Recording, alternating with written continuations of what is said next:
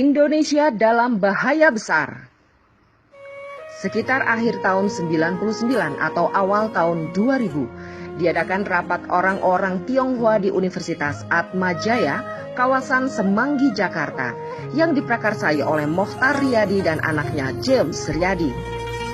Inti dari rapat tersebut adalah bahwa penduduk di Cina daratan sudah mencapai hampir 2 miliar orang dan membutuhkan suatu negara untuk dijadikan kolonisasi. Strateginya adalah membuat kompleks perumahan sepanjang bibir pantai Laut Jawa.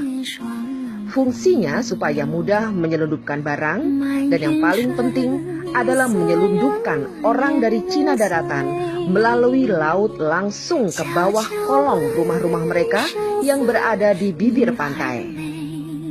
Rumah-rumah tersebut juga berguna sebagai basis pertahanan bila terjadi kerusuhan nanti. Mereka bisa langsung melarikan diri ke laut dengan speedboat yang standby di kolong rumahnya. Perhatikanlah dan lihatlah bentuk perumahan di Pluit, Pantai Indah Kapuk, Pantai Mutiara, Ancol. Merubah Undang-Undang Dasar 1945, terutama pasal tentang presiden harus pribumi asli, diganti. Cukup hanya dengan syarat bahwa yang penting presiden harus berkewarganegaraan Indonesia, tidak harus pribumi asli. Baru-baru ini, Jawa Pos merilis berita bahwa Indonesia harus waspada karena ada 200 juta tenaga kerja asing asal Tiongkok yang akan masuk ke negara kita. Ya, 200 juta orang. Jadi sebenarnya Jokowi itu siapa bagi orang Cina? Dengan merancang Jabodetabek menjadi megapolitan dengan bantuan 5 pengembang besar, Agung Sedayu, Agung Podomoro, Sumarekon, Lipo Group, dan Sinarmas, mereka membangun apartemen Rusunami dan Rusunawa. Kemudian apartemen Rusunami dan Rusunawa diisi oleh orang-orang Tionghoa, dan tinggallah orang pribumi jadi babu, satpam, OB, dan supir. Semua bukti menyatakan kebenaran pernyataan ini. Apalagi setelah Ahok merencanakan penggusuran 130 titik pemukiman pribumi di DKI Jakarta. Program ini juga dimuluskan oleh Jokowi dengan langkah-langkah nyata yang lebih besar.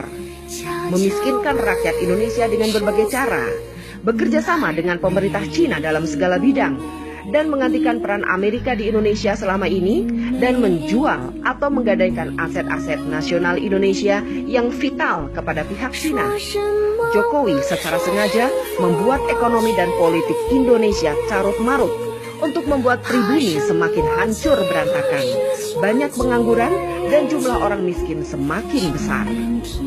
Orang semacam Ahok bukanlah tanpa sengaja untuk membuat kebijakan serta bertingkah laku yang memuakan, karena dia ingin memancing amarah pribumi agar rencananya segera terlaksana. Sekarang terserah bangsa ini melawan atau membiarkan angkara murka merajalela. Minjing melaporkan dari Beijing.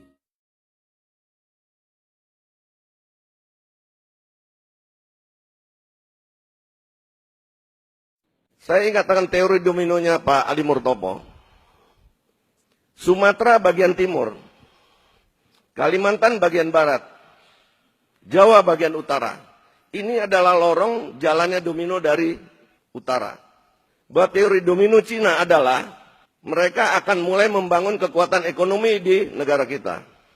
Kedua, memasukkan senjata secara ilegal. Ketiga, memasukkan orang. Sehingga logistik, amunisi mereka sudah siap. Orang datang di sana mau kirim 100 juta gampang aja. Kirim sejuta mati dia isi orang terus. Yang penting senjatanya udah ada, logistiknya semua ada di sini. Dan sekarang kenyataannya, kalau kita dari Medan sampai ke Lampung, di pesisir timur, itu semua adalah bangun-bangunan, perumahan, tempat tinggal, maaf, non-pri, mayoritas. Jawa bagian utara, mulai dari Merak, kita jalan, BSD, kita jalan lagi kemana-mana. Semua mereka sekarang diberikan izin untuk bikin pulau.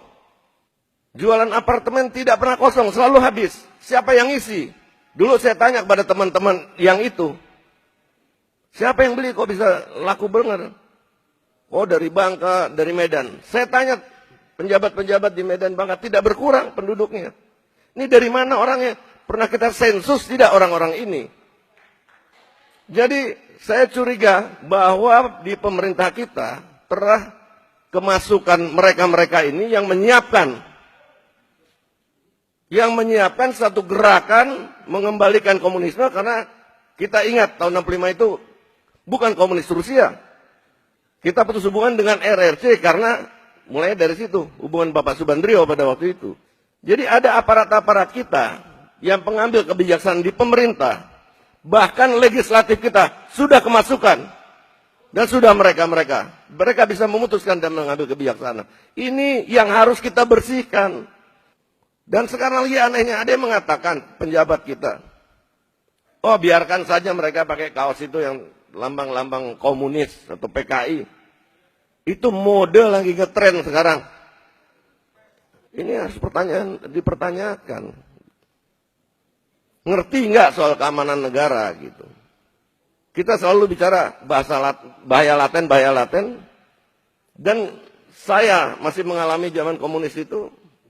Tahun 65 saya juga ikut membasmi mereka. Bahwa PKI ini memang OTB, organisasi tanpa bentuk selalu. Dan mungkin di dalam anggota saya ada, di dalam FPI mungkin ada, yang pakai baju-baju kiai sekarang yang mengadu domba dan segala macam jadi dukun, juga banyak. Apabila pemerintah melalui aparatnya tidak bisa menegakkan hukum di negara ini, maka kita bersama-sama akan menegakkan hukum kepada mereka-mereka yang Pancasilais. Terima kasih.